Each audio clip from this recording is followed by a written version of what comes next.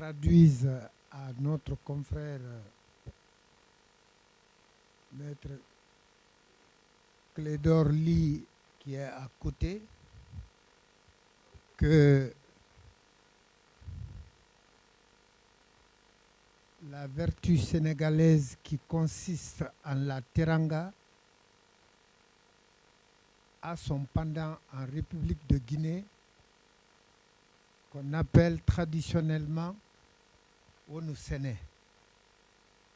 Soyez la bienvenue en terre africaine de Guinée que vous avez appris à connaître et que vous avez certainement aimé pour beaucoup de raisons.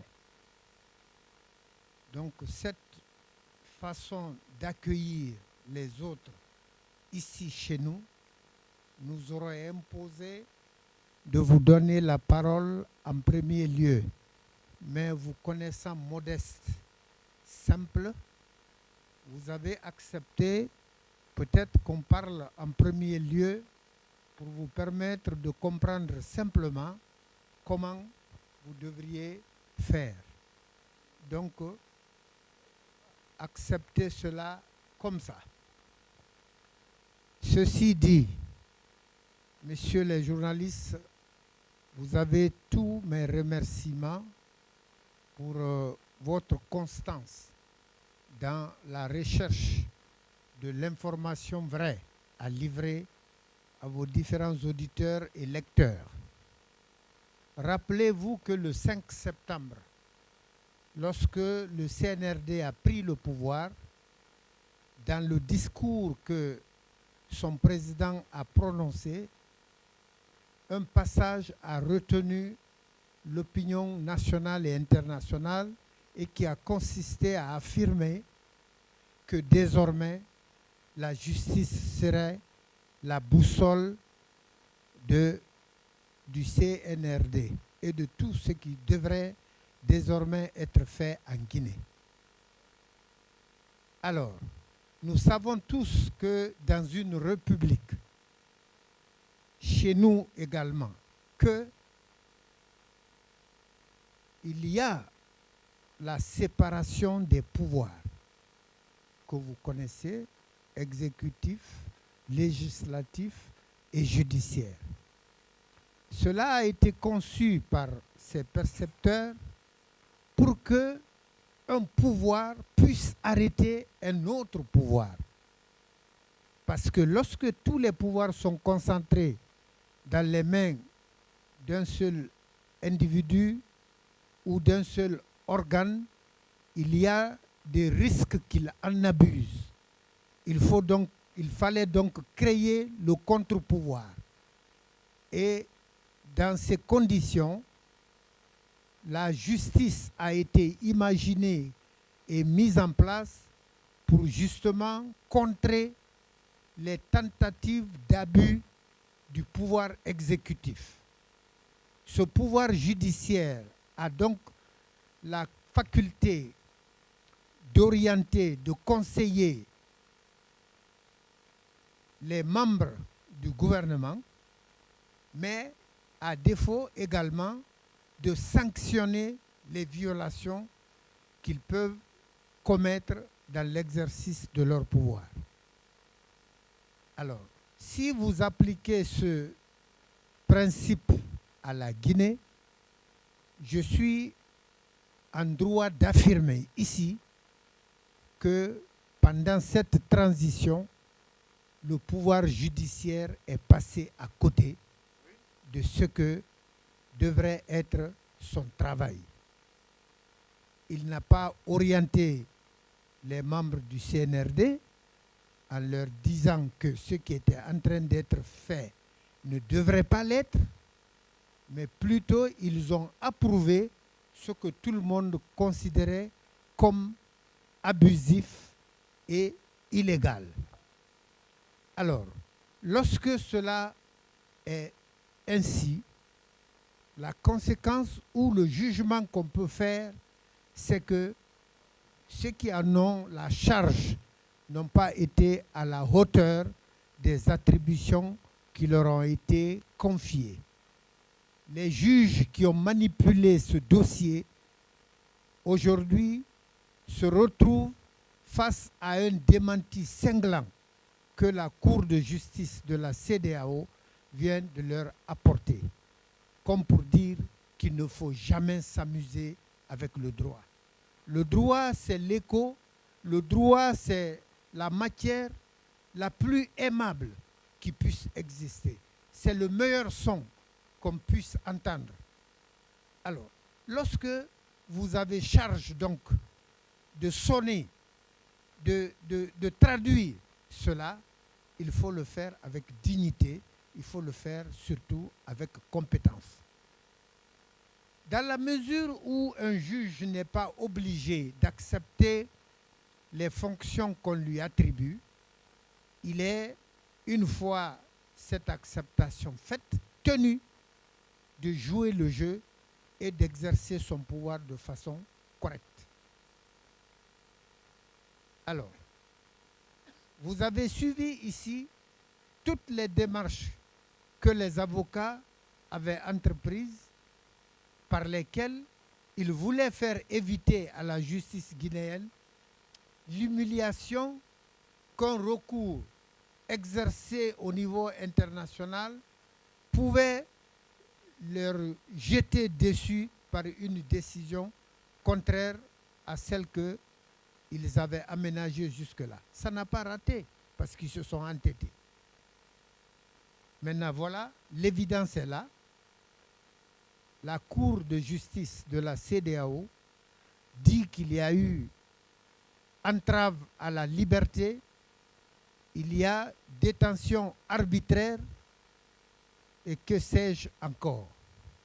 Toutes choses qui avaient été préalablement dénoncées, soumises à la justice et sur lesquelles elle avait la possibilité de se décider conformément aux lois en vigueur.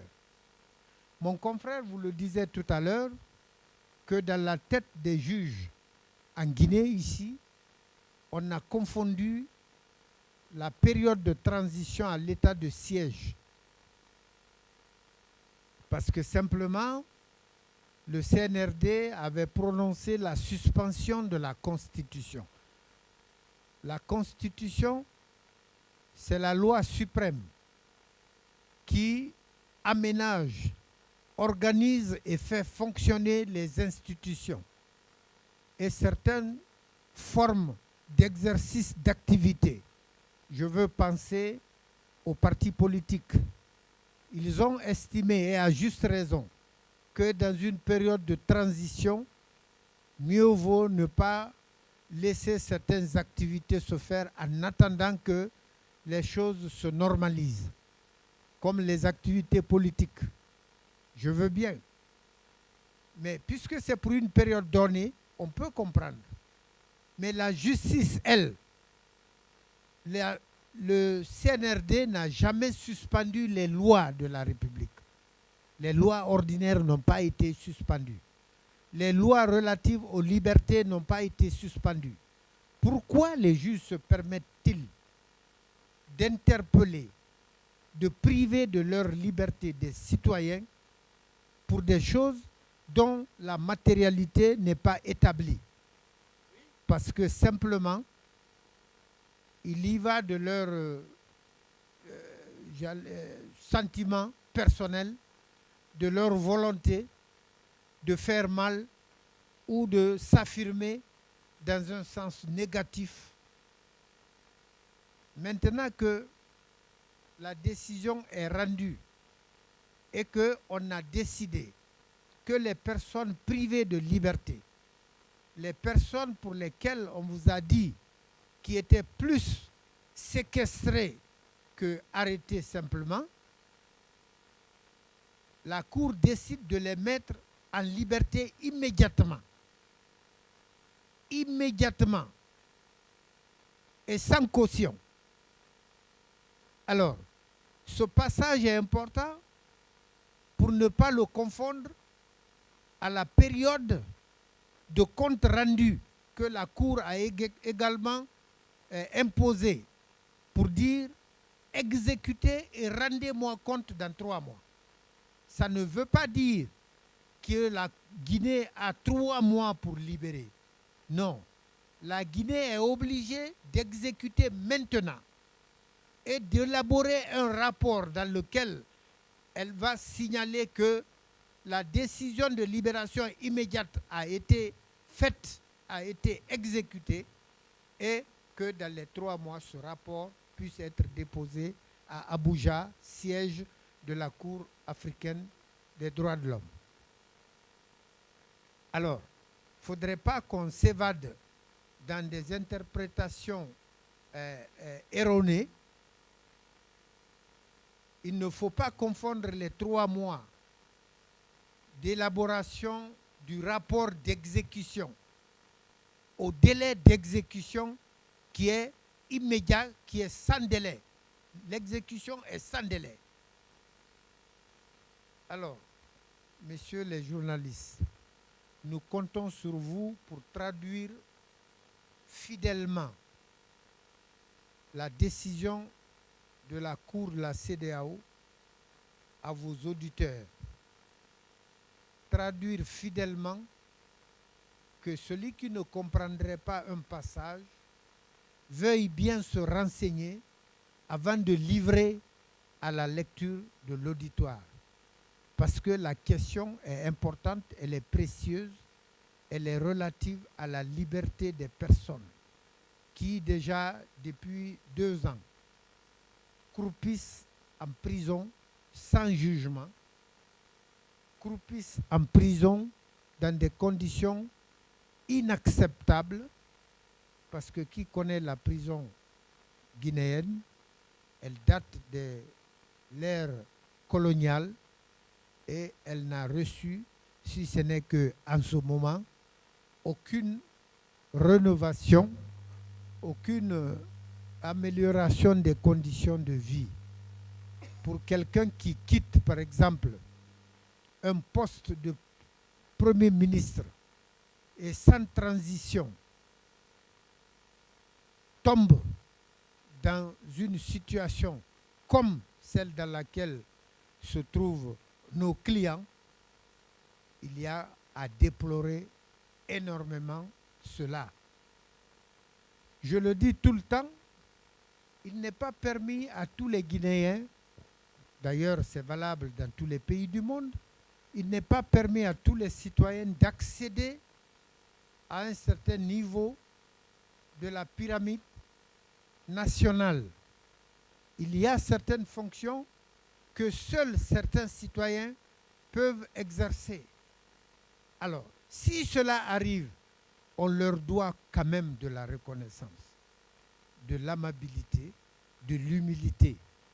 Parce que, aussi court qu'il soit le temps de leur exercice, il n'en demeure pas moins qu'ils ont agi, conçu, réfléchi au nom de l'État, au nom de la nation.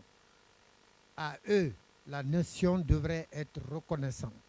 Et cette reconnaissance se traduit par le comportement à leur égard de ceux qui, momentanément après eux, ont charge d'exercer les pouvoirs de l'État. Je termine en rappelant cette phrase d'un des clients que nous défendons. Et il y a de cela juste une semaine, quand il s'adressait au procureur, il dit: Monsieur le procureur, tout ce que l'homme fait sur terre, il le fait à crédit. Et il lui sera payé ce qu'il a fait avec intérêt. Je vous remercie.